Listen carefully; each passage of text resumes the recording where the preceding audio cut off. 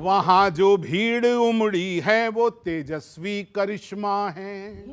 राहुल जी समझ रहे हैं मेरी भीड़ है, तो आप देखना, वहां जो भीड़ उमड़ी है वो तेजस्वी करिश्मा है। चढ़े हो आप जिस पर वो किसी दूजे की खटिया है। देखना थोड़ा प्यार मिले। अब इसको मैं चढ़े को दूसरे तरीके से, पड़े हो आप जिस पर वो किसी दूजे की खटिया, पड़े हो आप जिस पर, इन्हें ये बहुत अच्छा लगा, पड़े हो आप जिस पर वो किसी दूजे की खटिया है। हमारा मशविरा है बस गलत फहमी में मत रहना, तुम्हारे पास चिट्ठी है उधर चोखा ही चोखा है, तुम्हारे पास लिट्टी है उधर चोखा ही चोखा है। दरअसल ये मुक्तक अद्भुत हो गया। आप समझ गए, कुछ हम लोग चिट्ठी बोलते हैं और कुछ लोग लिट्टी बोलते हैं। लिट्टी चोखा यदि हम लोग के पास है तो समझिए जीत सुनिश्चित है। सुनिश्चित है, लेकिन इसमें एक तकलीफ है सर।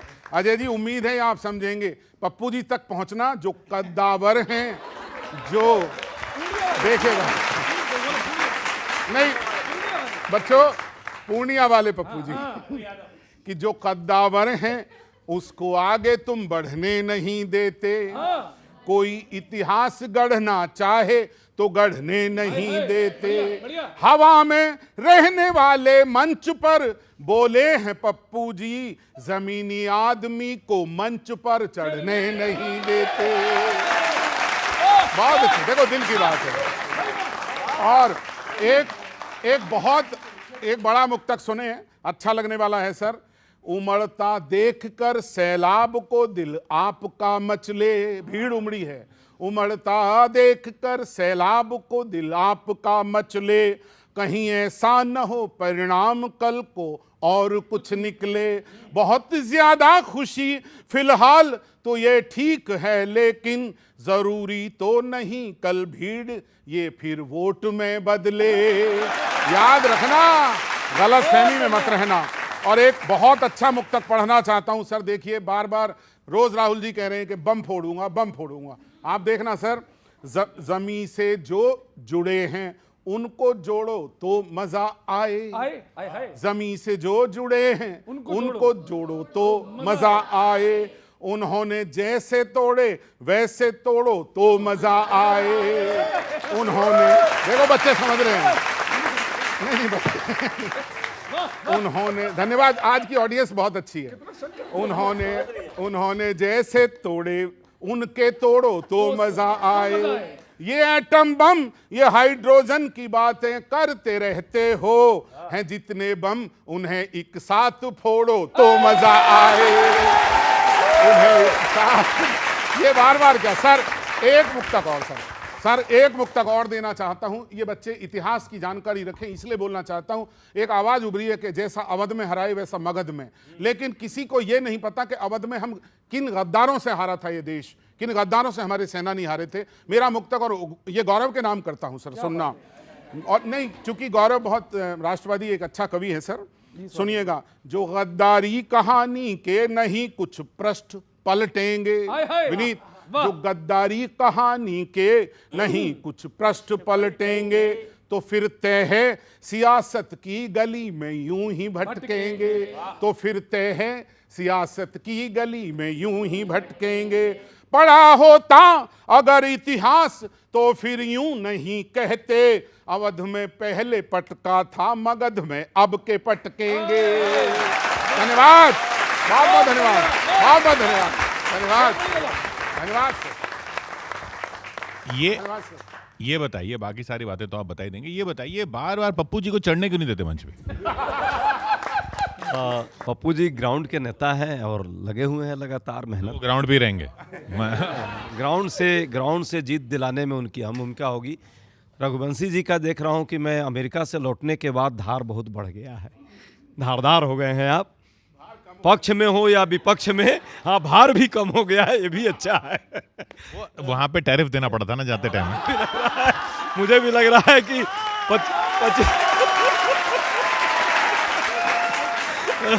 25 + 25 वाला टैरिफ आप ही चुका कर आए हैं। इसलिए जहाँ तक बात आपने सुझाव दिया है, अवध और मगध का संदर्भ बहुत सारे दृष्टिकोण है, उसमें बहुत सारी चीज़ें, इतिहास भी जुड़ी है, वर्तमान भी जुड़ा है और आने वाला भविष्य भी जुड़ा है।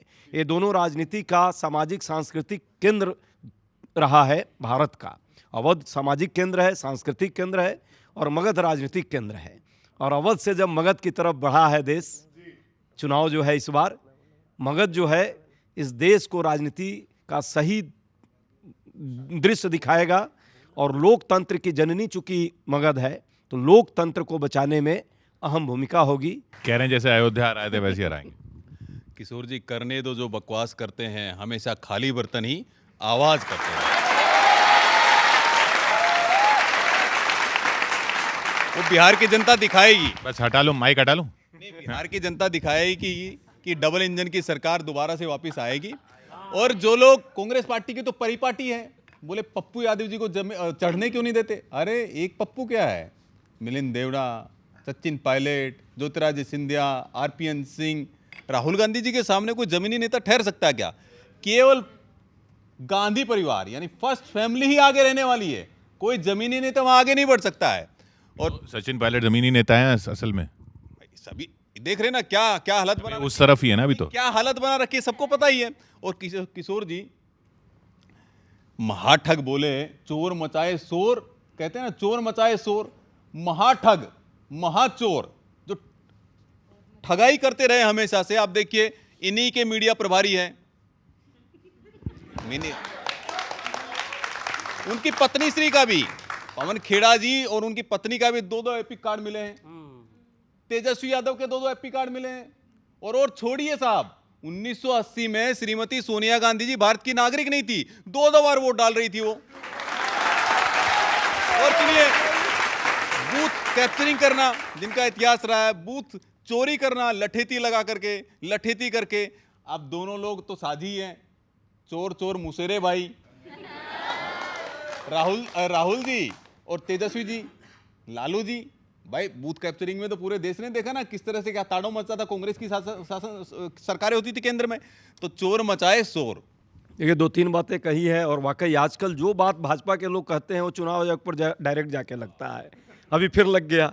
2 एपिक कार्ड यदि हमारे मीडिया प्रभारी का है, जो ऑलरेडी पहले 7-6 साल पहले जब मुख्यमंत्री निवास वो छोड़े थे, उस समय मुख्यमंत्री के वो एसडी होते थे, तो वो ऑलरेडी लिख करके दिए थे कि भाई चुनाव आयोग इसको ख़त्म कर दो, मेरा यहाँ घर नहीं है, मैं रहता नहीं हूँ।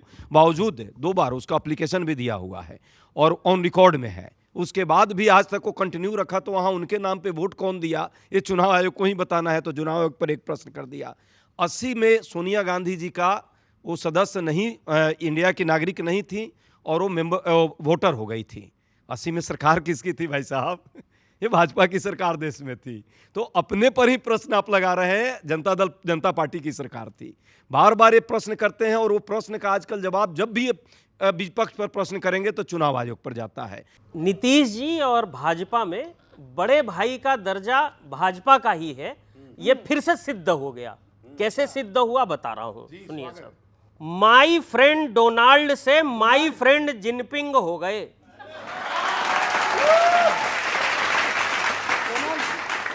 सही नाम लिया है मैंने। माई फ्रेंड डोनाल्ड से माई फ्रेंड जिनपिंग हो गए। लगता है टैरिफ ने खुमारी उतार दी।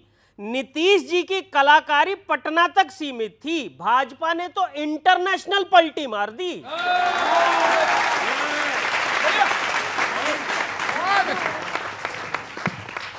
ये बहुत अच्छा प्रयोग। इंटरनेशनल, अच्छा भाजपा के एक बड़े नेता है, मंत्री हैं, इथेनॉल उनको बहुत प्रिय है। हाँ, वो ये कहते हैं कि जो सबसे ज्यादा ग्लिसरीन की बात कर रहे हैं क्या? वो आंख में लगा नहीं, आंसू अभी मैं बताऊंगा अच्छा, आपको। वो मंत्री जी ये कहते हैं कि जो सबसे ज्यादा मूर्ख बना सकता है वो सबसे अच्छा नेता है। सर, हालांकि उनको अलग से ये बताने की जरूरत नहीं थी, 11 साल में सबको समझ में आ गई है बात। फिर भी 2 ताजा उदाहरण आपको देता हूं मैं। यूएसए जैसी रोड, 15 रुपए का पेट्रोल, हर बार मूर्ख बनाने के लिए नया आइडिया निकाल रखा है।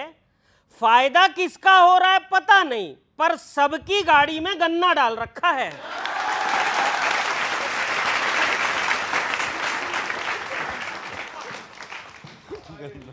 हाँ, मैं आपको बताऊं, और बात चल रही थी ये सड़कें, बाढ़, पेपर लीक, इस टाइप के मुद्दे क्या है वो एक तरफ पड़े हुए हैं, पूरी मेहनत पीआर पे हो रही है।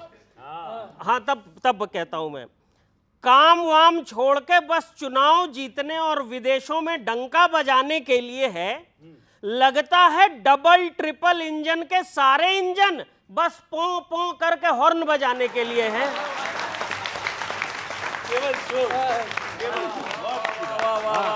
हॉर्न बजाने के लिए क्या। और अभी आप दो आईडी की बात कर रहे थे, देखिए घुमा फिरा के बात तो वहीं चली जाती है। तब कहता हूं सर, यहां लोगों पे दो आईडी निकल रही हैं, इलेक्शन आईडी, यहां लोगों पे दो आईडी निकल रही हैं। आयोग को ये प्रॉब्लम नोट तो करवा दीजिए। आप एक देश एक चुनाव करवाना चाहते हैं, पहले एक वोटर एक वोट तो करवा दीजिए।